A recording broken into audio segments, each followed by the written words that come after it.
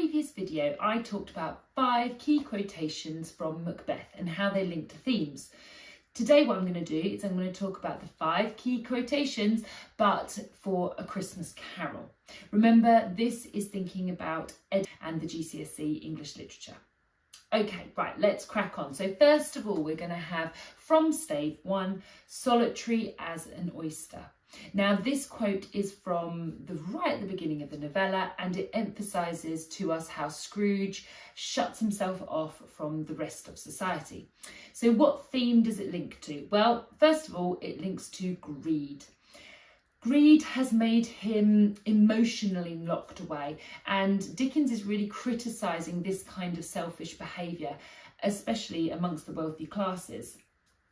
It also links to redemption. Think about the image of an oyster and how that hints at the idea that there could be something really lovely and valuable within. Therefore, Scrooge has the potential to change. Also, consider the total opposite similes at the end of the novella, such as Merry as a schoolboy, which is used in order to show us how much he's progressed, how much he has changed. It also reminds us of that cyclical structure. Okay, quote number 2. Mankind was my business. This is said by Marley's ghost to Scrooge. And the first theme that it links to is again greed. Now, Marley regrets his choices in life, which basically is shown to us that by focusing only on money, it is really meaningless in the long term, and therefore kindness is more important than any kind of financial gain. It also links to the theme of redemption. Marley can't change, but Scrooge still can, and this quote kind of creates that urgency, reminding Scrooge that his time is limited to change and he needs to make the right choice now before it's too late. It links to the theme of social responsibility. Marley admits that his priorities in life were not right.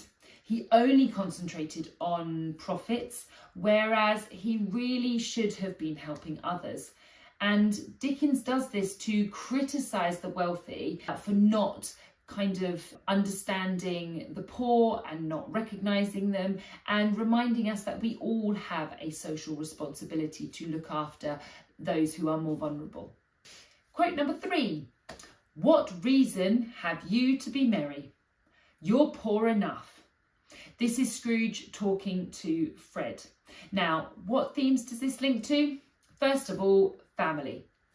And really, it shows us that stark contrast between Fred and Scrooge with the value that they place upon family. Scrooge is really dismissive and rejects it, whereas Fred represents that kind of unconditional family love. It also links to the theme of money. Scrooge assumes that happiness depends upon money. Quote number 4. This boy is ignorance, this girl is want, beware them both.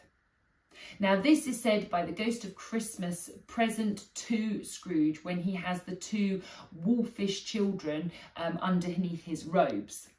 Now what themes? It links to social responsibility. The children are symbols of society's duty of care to the poor and to the vulnerable. And we are warned by Dickens that by ignoring this problem, it will only lead to disaster.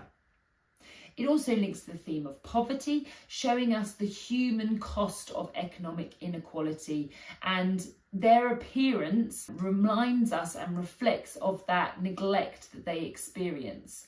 Again, criticising society and criticising us that we have allowed these children to get into this state. Finally, quote number 5.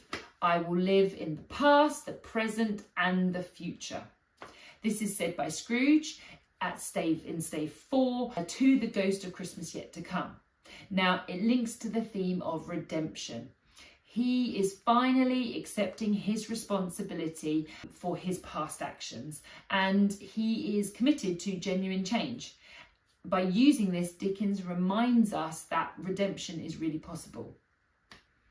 It also links to the theme of time. It's showing us that Scrooge has understood his past mistakes. He is going to be kind in the present, and he's also going to think about the consequences of his future actions. Now, I will try and do another video that shows us the top 5 quotations for Coram Boy.